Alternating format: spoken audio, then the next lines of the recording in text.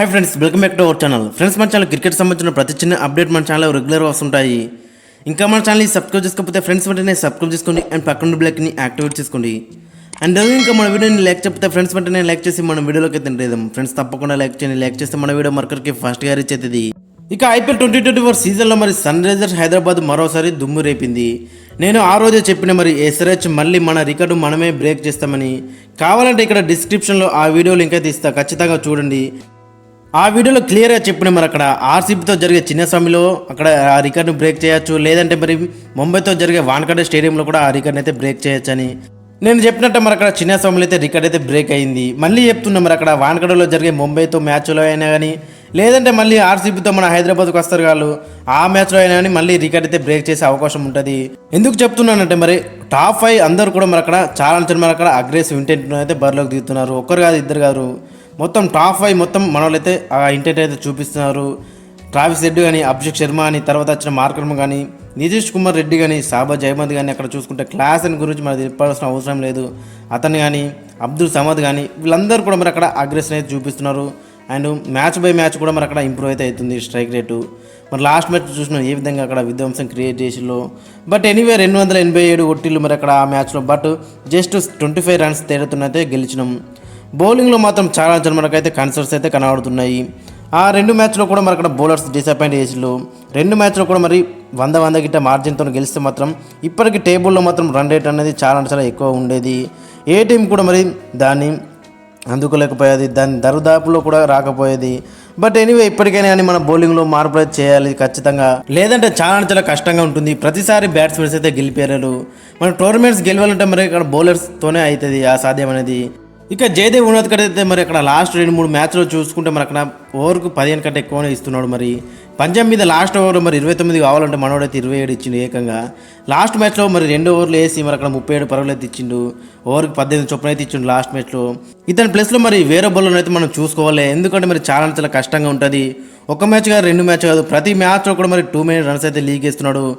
కాబట్టి మరి ఇతని ప్లేస్లో ఖచ్చితంగా మరి అక్కడ ఆకాష్ సింగ్ లాంటి బౌలర్స్ అయితే ఉన్నారు. వాళ్ళకి ఛాన్స్ ఇస్తే మాత్రం చాలా బెటర్ ఉంటుంది.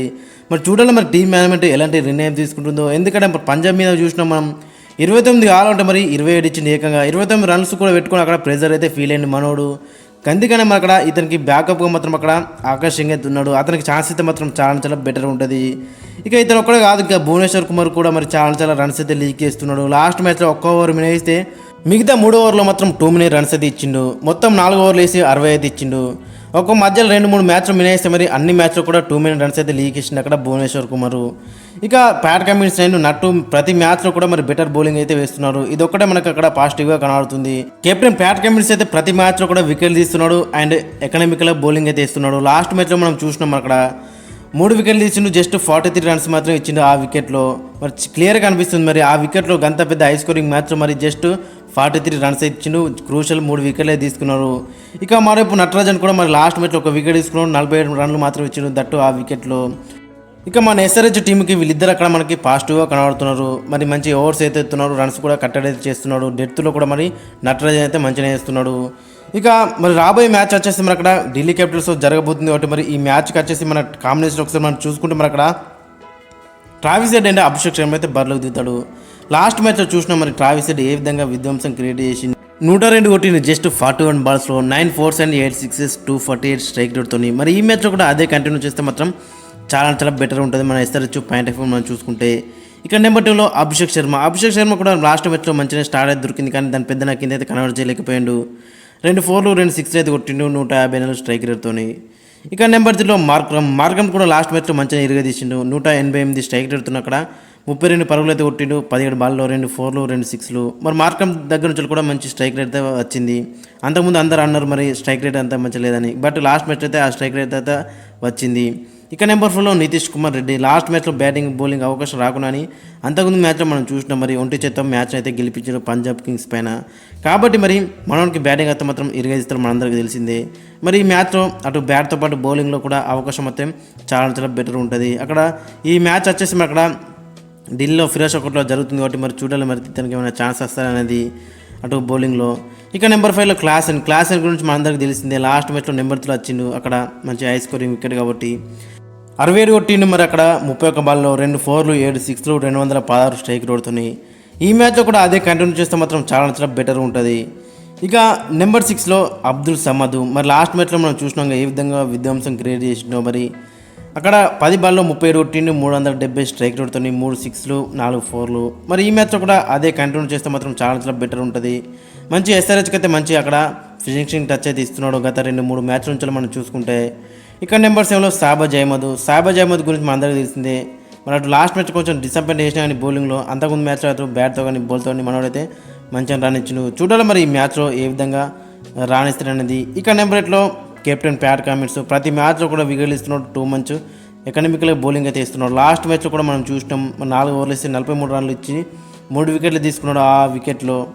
ఇక నెంబర్ 9లో భువనేశ్వర్ కుమార్ కూడా లాస్ట్ మ్యాచ్లో డిసప్పాయింట్ చేసిండు. పెద్ద డిసప్పాయింట్ చేసిండు చెప్పుకోవచ్చు.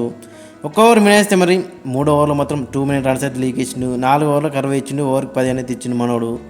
చూడాలి మరి ఈ మ్యాచ్ ఏ విధంగా కంబ్యాక్ చేస్తారు అనేది మనకి ఇంట్రెస్టింగ్గా కనబడుతుంది. ఇక నెంబర్ 10లో మరి ఉన్నత్ కట్టారు ఆకాశ్ సింగ్ ఛాన్స్ ఇస్తే మాత్రం చాలా బెటర్గా ఉంటుంది. ఎందుకంటే అక్కడ ఉన్నత్ కట్ట ప్రతి మ్యాచ్లో కూడా మన అక్కడ ఓవర్కి అయితే 15 కంటే ఎక్కువనే ఇస్తున్నాడు. లాస్ట్ మ్యాచ్లో కూడా వేసింది 2 ఓవర్లకు బట్ 30 రన్లు అయితే ఇచ్చిండు. ఓవర్కి 18 రన్లు అయితే ఇచ్చిండు. బట్ ఈ మ్యాచ్ అక్కడ ఆకాశ్ సింగ్ ఛాన్స్ ఇస్తే మాత్రం చాలా బెటర్ ఉంటుంది. ఇక నెంబర్ 11లో టీ నటరాజన్. లాస్ట్ మ్యాచ్లో కానీ అంతకుముందు మ్యాచ్లో కానీ అక్కడ పెనల్టీ ఓవర్లో మనోడు మాత్రం అదరగొడుతున్నాడు. లాస్ట్ మ్యాచ్లో కూడా మనకు 19th ఓవర్లో దినేష్ కార్తిక్ వికెట్ తీసిండు. క్రూషియల్ వికెట్ అది.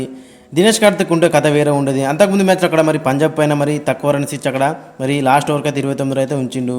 మరి 2 ఓవర్లు కూడా క్రూషియల్ ఓవర్లు. నటరాజన్ మాత్రం చాలా అక్కడ మంచిగా బౌలింగ్ అయితే ఇస్తున్నాడు.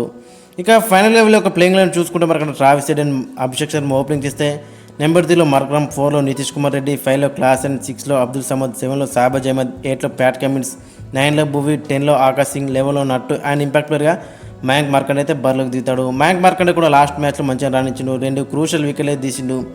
విరాట్ కోహ్లీ అండ్ అక్కడ రజత్ పతిదాతి. ఓవరాల్లో చూసుకుంటే మరి సెటిల్ టీమ్ కనబడుతుంది కానీ కొంచెం బౌలింగ్లో మాత్రం అక్కడ ఇంప్రూవ్ చేసుకుంటే మాత్రం చాలా బెటర్గా ఉంటుంది. అక్కడ కమిన్స్కి ఎక్స్పీరియన్స్ ఉంది. కమిన్స్ మంచిగా రాణిస్తున్నాడు. భువనేశ్వర్ కుమార్ కూడా ఒక మ్యాచ్ రాణిస్తున్నాడు, ఒక మ్యాచ్లో 2 మచ్ రన్స్ అయితే లీక్ ఇస్తున్నాడు. చూడాలి మరి ఈ మ్యాచ్ ఏ విధంగా కంబ్యాక్ చేస్తారనేది. అక్కడ మనకి పాజిటివ్ ఏంటంటే బౌలింగ్లో అక్కడ కమిన్స్ అండ్ నటరాజన్. లాస్ట్ మ్యాచ్లో మార్కండే కూడా వికెట్లు అయితే తీసిండు. మరి ఇవే మనకి ఇక్కడ 3 పాజిటివ్స్ అయితే కనబడుతున్నాయి. ఓవరాల్గా చూసుకుంటే మరి అటు బ్యాటింగ్లోని బౌలింగ్లోని మరి డీసెంట్గానే కనబడుతుంది. ముఖ్యంగా బ్యాటింగ్ డిపార్ట్మెంట్లో మాత్రం మన వాళ్ళు అయితే రెచ్చిపోతున్నారు. ఈ మ్యాచ్లో కూడా అదే రెచ్చిపోతే మాత్రం చాలా బెటర్ ఉంటుంది. ఫ్రెండ్స్ మరి మీ యొక్క ఒపీనియన్ కింద కామెంట్ సెక్షన్ అయితే మెన్షన్ చేయండి. మరి మీ యొక్క ప్లేయింగ్ లైన్ కూడా కింద కామెంట్ సెక్షన్ అయితే మెన్షన్ చేయండి. మరి మన బౌలింగ్ డిపార్ట్మెంట్లో ఏమైనా చేంజెస్ చేస్తే బెటర్ ఉంటుంది అనేది కూడా కింద కామెంట్ సెక్షన్ అయితే ఖచ్చితంగా మెన్షన్ చేయండి.